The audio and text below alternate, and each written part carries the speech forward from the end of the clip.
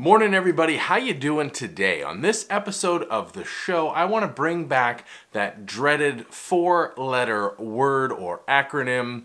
It's not the F1, it's the G1, GDPR. It's been a little while since we've heard about it, but over the last week and a half, John Porter from The Verge has had two absolutely fantastic articles come out around some core issues related to GDPR. Now, the first one, John was covering the record-setting fine that the French Privacy Commissioner, CNIL, had put down against Google. So it was 50 million euro, and essentially the ruling, which Google is going to appeal, was that Google makes it too difficult for people to understand what data they're giving up and how that data is being used.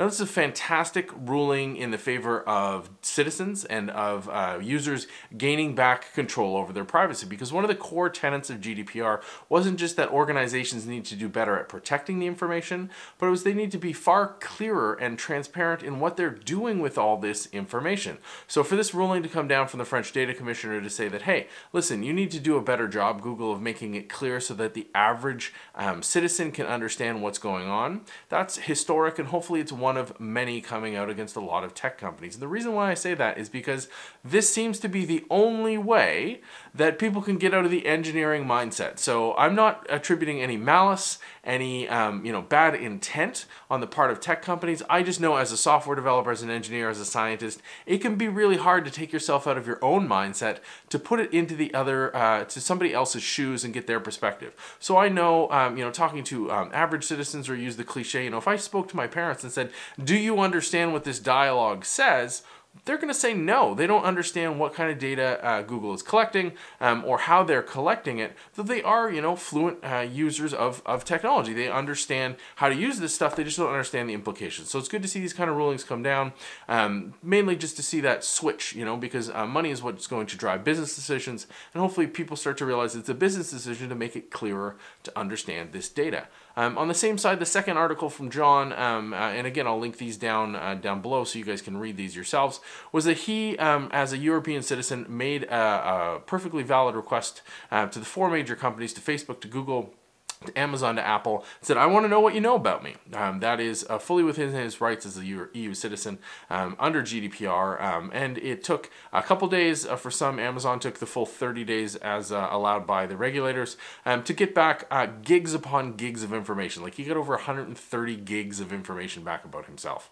But his point was that all of it was in really interesting formats, made it really difficult to understand some of it. Now, Facebook, when you do a download from Facebook, just like Twitter, you actually get a little bit of a web interface to understand some of the data. Google and Amazon, not so much. And again, this comes back to that point of clarity around GDPR. It is not just a legal line of what companies are allowed to do and what they're not allowed to do. It's intention. And I know it's really hard to ascribe an intent to legislation, to regulation, but the idea, the driving force or principle behind GDPR was that it's your data, and you should have full control over it. You should fully understand what this usage is, how people are taking advantage of that data. It's no longer what most tech companies believe, which is, I'm going to gather data and put it all in a bucket and pull it out as required. You need to state usage. So in Canada, we've had this for years, but I always do a little bit of a litmus test when I'm dealing with different organizations, asking them, okay, so what are you going to use this information for? And do you have a data privacy contact, which has been Canadian law for a very long time.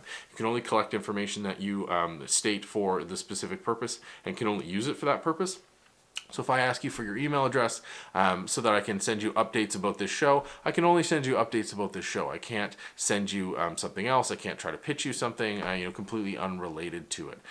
So it's not a hard and fast line, but it's pretty clear. And it's in line with GDPR. But it's amazing how many companies aren't aware that that's their responsibility to set things up like that. So this ruling against Google, yes, it's going to hit them on the wallet, but it may make things change. Same with the shining a light on what data you can get back from a personal request and how difficult it is to use.